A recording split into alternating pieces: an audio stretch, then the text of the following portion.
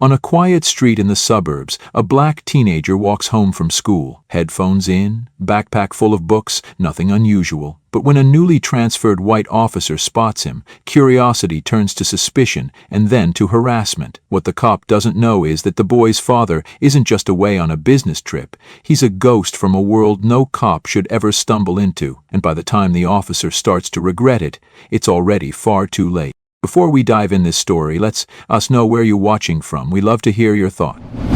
The dashboard clock read 3:46 p.m. when Officer Kyle Rourke spotted the black teenager walking alone down Brookline Drive.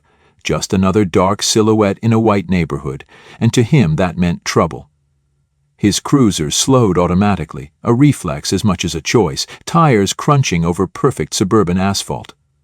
The boy, slim, backpacked, hoodie up despite the warm weather, matched the archetype in Rourke's mind. Out of place, up to no good, needing to be checked. Rourke flipped on the lights, not sirens, just a friendly stop. In Riverton Heights, that meant something else entirely. 16-year-old John Brennan didn't jump when the cruiser crawled alongside him. He felt it before he saw it, the low hum of judgment disguised as authority. His music was on, but not loud, one earbud in, the other dangling. He wasn't foolish.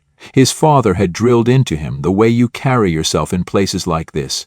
Don't give them a reason. Stay upright, stay calm, speak slow, and if they bait you, don't bite. Rourke rolled his window down halfway and leaned on his elbow like he owned the pavement. "Hey you, stop a second." John Hurd paused, pulled out his earbud. "Yes, sir?" he said, polite but not soft. Rourke's eyes flicked over him, cataloging features with the practiced precision of someone searching for a reason. "Where you headed?" "Home, sir. Just left school." "What school?" "Riverton High." Rourke smirked as if the answer amused him. "You got ID?" John hesitated. "I'm 16. I've got my school badge in my backpack." "Keep your hands where I can see 'em," Rourke barked, already opening his door. "Don't go digging like you're fishing for something you shouldn't have." John F. froze. "It's in the front pocket, sir." "I said don't move." The officer was out of the cruiser now, walking up, hand on his hip near his holster. "You always walk this way?"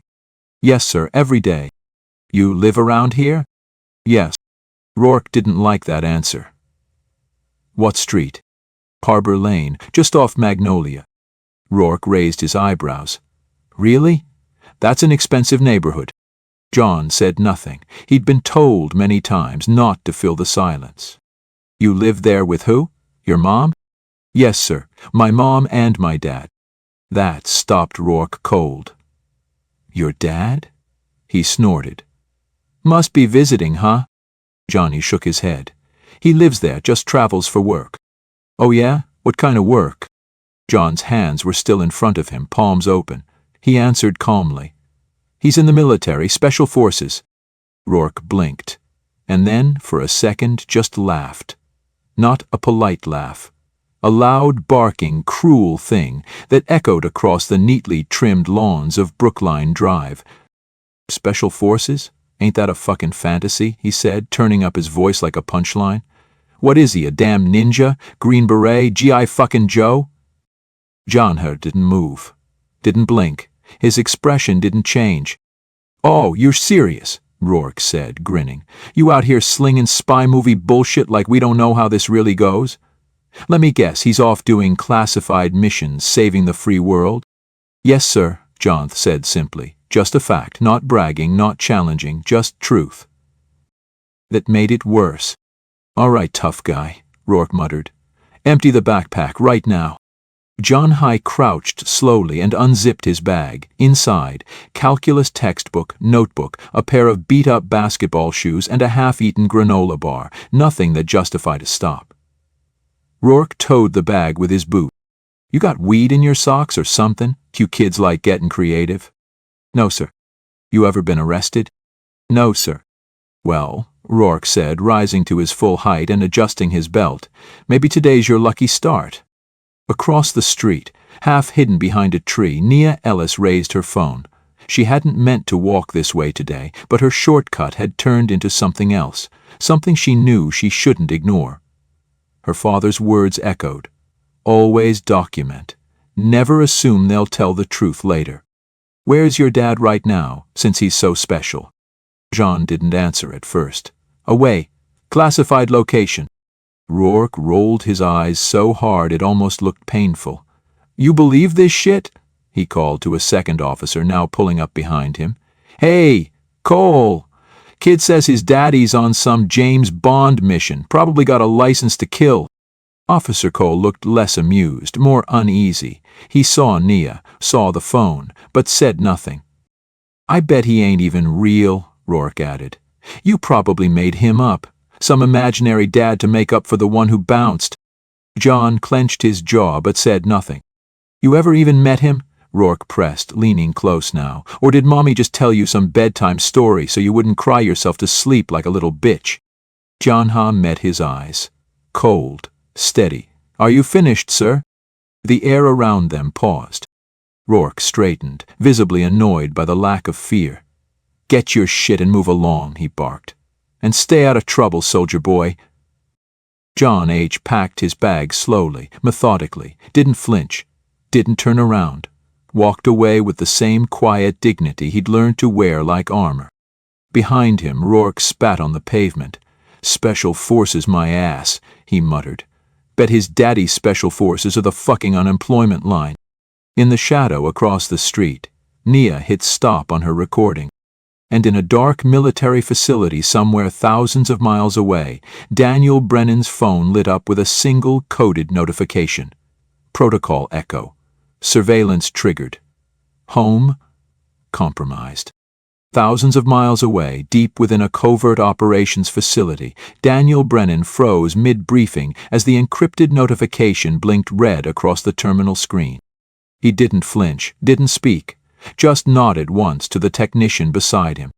Initiate Echo 2, expand surveillance. I'm coming home. Sir, you sure? The tech asked. Daniel's voice was calm but cold. He approached my son. That makes it personal. The storm had begun.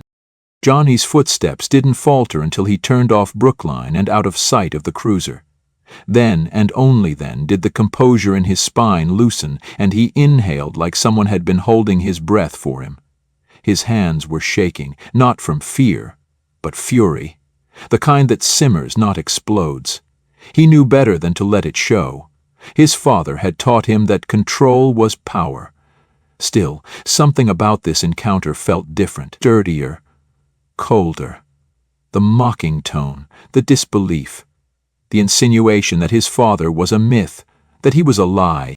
When Johnny stepped through the door of 118 Harbor Lane, the scent of jasmine oil and floor polish welcomed him like always. His backpack hit the ground with a soft thud. From the kitchen came the faint sounds of a pot being stirred, cabinets opening and closing. Routine, normal, domestic. He stood still in the hallway, letting the silence process him.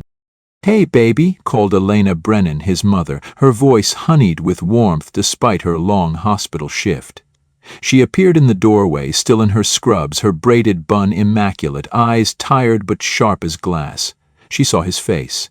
Expression unreadable, too blank for a boy who should have just come from school. What happened? Nothing, John said automatically. Her eyes narrowed. Try again. He sighed. Got stopped, that new cop. Rourke. The silence tightened. Elena moved past him, pulled a bottle of water from the fridge, handed it to him. Did he search you? Jonathan nodded. Backpack. Asked where I live, who my parents are. What you tell him? John hesitated, knowing it mattered more than usual now. Said Dad's in the Special Forces? That's it. Her jaw clicked. God damn it, John. I didn't give specifics, he said stuff.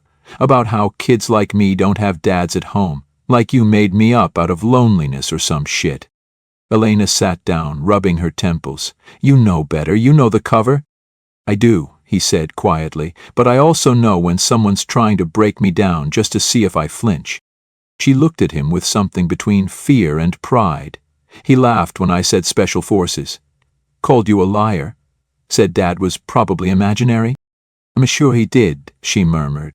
John looked down at the water bottle, unopened. He asked where Dad was. I told him, classified location. Elena stiffened. You said that word? I didn't say the base. Didn't say country, just one word. Classified. She stood and walked into the hallway closet, returning with a small, locked case. Inside, a matte black phone, military grade, no logos, waited in sleep mode. Elena handed it to Johnner. Your father said to use this only if protocol echo was triggered. Johnnow powered it on. The screen lit up. Secure channel open, awaiting confirmation. Elena entered the code. A second later, a voice crackled through. Jonna? Elena? Jonnifer froze. Dad? I'm inbound. Don't say anything further. Surveillance is live. Across town, Officer Kyle Rourke sat in his cruiser, typing Brennan family into every local law enforcement database he had access to. John's name popped up first. Honor roll student, varsity basketball, no incidents, no priors. That only made Rourke more suspicious. Too clean, he muttered. No teenagers that perfect. Eleanor Brennan, ER administrator at Riverton General, promoted twice, lived at the same address 12 years, paid taxes, no red flags, married to... He frowned. No listing for a husband. Backtrack. Marriage license, Elena Tavares to Daniel Brennan, year 2002, one son, shared property. Then he clicked Daniel's name. Access denied. Rourke tried again, manually requesting the full employment file. The screen flashed red. Restricted. Federal clearance required. What the fuck? He clicked for a secondary route, bouncing through back channels he shouldn't even know about, old tricks from when he'd washed out of military training and still had one or two buddies in logistics. Again, classified. And below it, a single notation. This inquiry has been logged. Rourke leaned back, heart thudding. That wasn't supposed to happen. He clicked out of the tab, closed everything, but the damage had been done. His hands curled around the steering wheel as a thought rooted deeper in his skull. Who the hell is this guy? On the other side of town, Nia Ellis sat at her desk, rewatching the video she'd recorded. Each time Officer Rourke called John a liar, each time he laughed, her hands curled into fists. She knew what she had. Her dad always said, the truth means nothing unless it's seen. She pulled up an editing app, trimmed the start, added captions. No embellishments, just facts. She saved it, but didn't post yet. She wanted to talk to Jonesh first. At school the next day, she found him near the lockers. He looked the same. Back straight, eyes quiet, unreadable, but something had shifted. Like something inside him had chosen not to go back to sleep.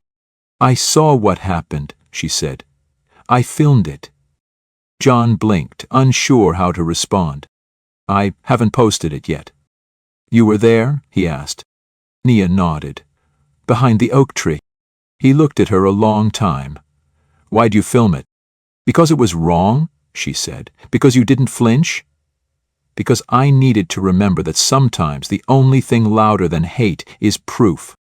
John didn't smile, but his eyes softened. Thank you. She reached into her backpack, pulled out a flash drive. Just in case. Back in his cruiser, Officer Rourke stared at the photograph he'd printed, a grainy image pulled from a local news piece years ago, barely visible. A man in civilian clothes, standing beside Elena and Jonna. Face turned half away, no rank, no name, no caption. But those eyes... The same steady, cold focus he'd seen on the street. Something about those eyes made his skin itch. And when he asked around, casually, quietly, the answers from neighbors were always the same. Daniel Brennan? Oh, he's rarely home, always traveling. Think he's military or something. Private, quiet, polite, helpful, and always gone. The only man Rourke couldn't seem to follow. That night, he drove by the Brennan house twice. No lights, no cars, just stillness. A house pretending to be normal. But Rourke had been a soldier once, almost, and he could smell it now. There was something under the surface. Not just a lie, a mission. Something that didn't belong in Riverton Heights. And Officer Kyle Rourke was going to dig until he found it, even if it killed him. The days that followed passed like a held breath. Tension in every hallway at Riverton High, whispers in the cafeteria, sideways glances in classrooms. John Brennan had become more than a student. He was now a subject, a symbol. Kids who'd never spoken to him before watched him with a new kind of respect, or caution depending on where their parents stood. John didn't change anything. He kept his head down, made his shots in practice, turned in his assignments. But he felt it, the shift, like walking across glass, and at the edge of every shadow he sensed it too. Officer Rourke was still watching. It wasn't just a feeling, it was fact. He saw Rourke's unmarked Dodge Charger parked across from the school twice that week. Once across from the gym, once near the trailhead where Jonah liked to run alone. The windows always tinted, the engine always off. But the air around the car always tense, like static before a lightning strike. At home, Alina was no longer hiding the tightness in her shoulders. She kept her secure phone closer, checked windows twice, the front door got a new lock, so did the shed. No reason to wait for what they both knew was coming. Nia stopped John H. in the hallway Thursday morning, worry swimming behind her glasses. "He's not letting this go," she said softly. "My dad says this isn't just profiling anymore, this is obsession." John H. met her eyes. "I know. He's looking for something he doesn't understand, and he thinks he'll find it if he stares long enough." Nia hesitated. "I posted the video," John H. blinked. "You what?" "I made sure to include timestamps, context. I blurred your face halfway through, but people needed to see it. My dad helped draft a statement. It's all legal." John exhaled through his nose. "And now it's public." "It already was," she said. "I just gave it a witness." By evening, the video had made local rounds, Facebook groups, Twitter threads, neighborhood forums. It landed like a match on dry leaves. Half the town exploded in defense of Jonathan. The other half? They posted thinly veiled dog whistles. "Respect authority. Stop resisting. We don't need more outsiders stirring up trouble."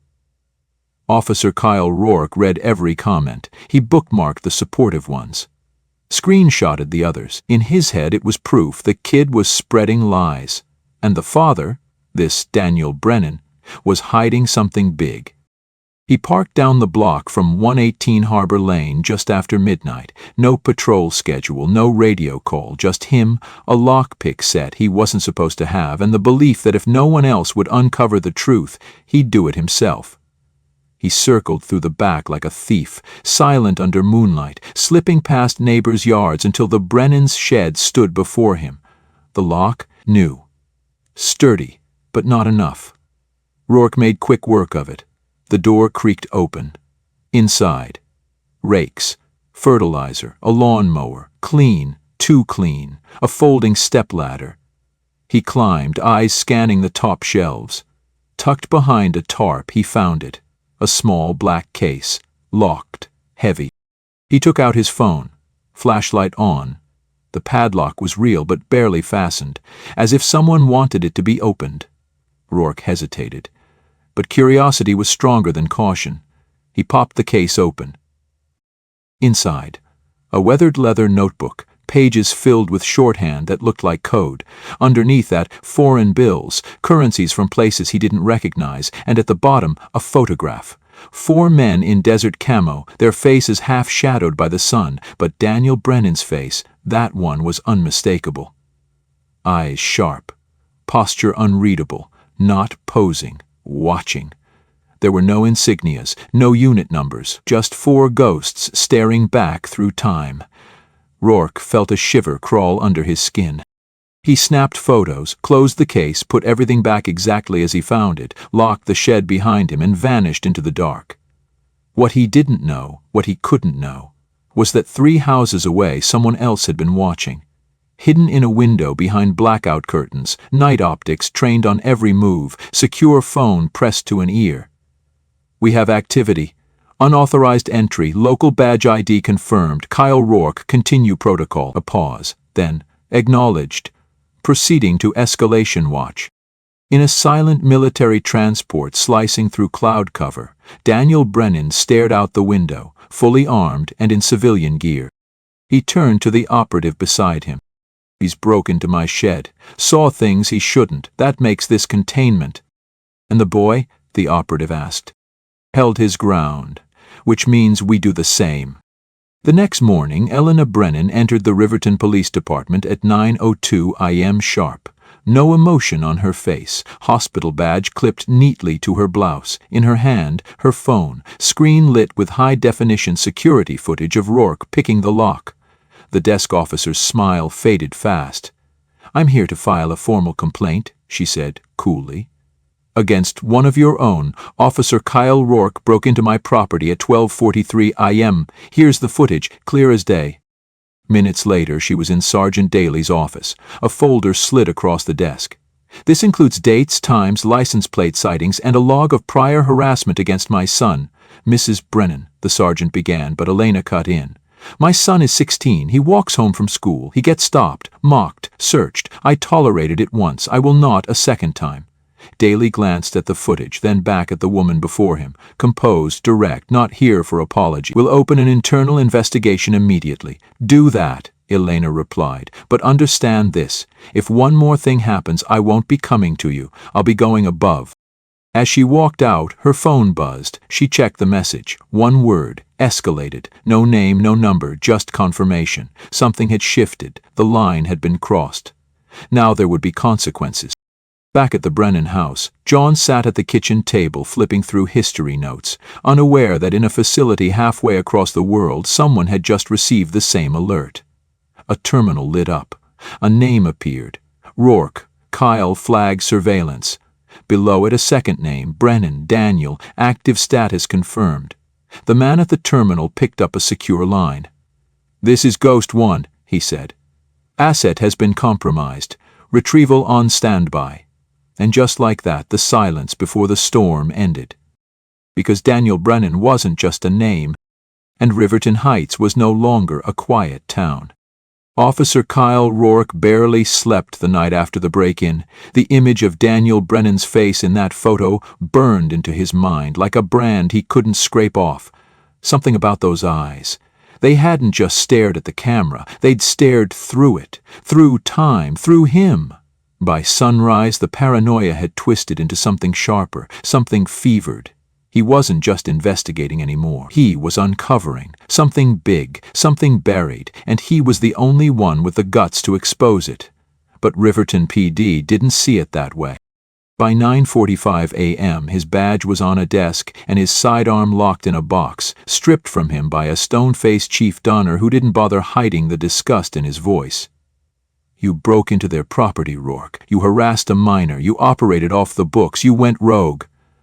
"I was doing my job," Rourke barked, jaw tight, adrenaline masking the growing sense of collapse in his chest. "That kid's dad? He's not who you think he is." "You think I give a damn who he is?" Donner snapped, slamming the evidence folder shut. "I care that you disgraced this department. I care that you scared the hell out of a teenage boy and broke into a family's shed like a goddamn burglar." He pointed toward the door without looking. "You're suspended indefinitely, pending formal dismissal. Internal Affairs will contact you. Don't come near the station. Don't go near that family. Don't even look in their direction." By lunchtime, the news had broken. Channel 7 ran the headline with no warning: "Riverton officer suspended after harassment of black teen and unlawful entry." Elena's footage was already viral. The footage of Rourke rummaging through the Brennan shed aired with a tight zoom on his face, clear, unforgiving, damning. A still image of Joan, calm under pressure, was paired beside it. The town of Riverton Heights didn't erupt, but it shifted. Teachers spoke in hushed tones. Neighbors who once waved to Rourke now crossed the street. Patrol cars passed the Brennan home slower, quieter.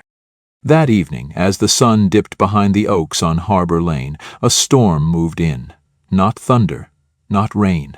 Something colder. Daniel Brennan stepped onto his front porch for the first time in weeks, no longer content to stay hidden in the folds of routine. He wore plain jeans and a navy t-shirt, his figure lean, his posture straight like a man who had spent his life standing watch over fire. Across the street, a few heads turned. Some paused, others lowered their gaze. Daniel walked to the curb and looked out across the neighborhood, a subtle nod to Mrs. Ellison as she swept her porch. She nodded back, slower this time, more thoughtful. Inside, John sat in the kitchen, hands wrapped around a cup of hot tea he hadn't touched. Elena leaned on the counter, phone buzzing every few minutes. Messages from lawyers, friends, media. "We could sue," she said, tone even. "We'd win." Daniel stepped back inside, answering without hesitation. "We don't need a courtroom, we've already won." He looked at his son. "You kept your dignity, you didn't lash out. That matters more than headlines." Janu met his father's gaze, something deeper blooming in his chest. Something unspoken but rooted in pride. Elsewhere, Kyle Rourke sat alone in his apartment, watching the same coverage, fingers trembling around a glass he hadn't sipped. The camera froze on Daniel Brennan's face, the same face from the photo, the same eyes from his nightmares. And for the first time, the fear wasn't about what Brennan was hiding. It was about what Rourke had become. A man so sure he was protecting the truth, he'd forgotten what it actually looked like. The next day, a public town forum was held at Riverton Civic Hall. Not for performance, not for damage control, just reckoning. The room was full. Students, teachers, parents, reporters. Daniel Brennan stood at the back until the mayor called him forward. He didn't wear medals. He didn't speak like a man trying to impress. Just a father, just a citizen. "I've served in operations that never made headlines, protected lives you'll never hear about, but no battlefield I've stood on was more dangerous than the one my son walks daily. Because of his skin. This isn't about one bad cop. This is about systems built to doubt boys like Johnny before they speak. You want accountability? Start by listening. Start by believing us the first time. No badge, no training, no rank changes that. But what can change is how we hold those with power accountable, how we teach them to see instead of suspect." There was silence. Then applause. Then stillness again, because for the first time the town had no excuse left to hide behind. The next morning, Rourke's final dismissal papers were filed. No fanfare, no headlines, just a sealed envelope left on the seat of his car with a simple note clipped to it. "You were warned." From that point on, Riverton Heights began to rebuild, not perfectly, not quickly, but intentionally. Jonath returned to school, this time not just as a student, but as someone kids looked to. Nia's video became a case study in state civil rights education. Elena was offered a position on the Community Policing Oversight Board. And Daniel? He resumed morning runs, helped neighbors fix fences, and once a week, without fail, he walked with Jonath, just the two of them, down the same street where everything began. No shadows, no staring, just steps, quiet, grounded, safe. Jonath glanced sideways. What if he comes back? Daniel's eyes didn't leave the street. Then this time I won't be watching from the shadows. A quiet SUV down the block hummed once, then fell still again. Unmarked but not unfamiliar. Protection had become permanent.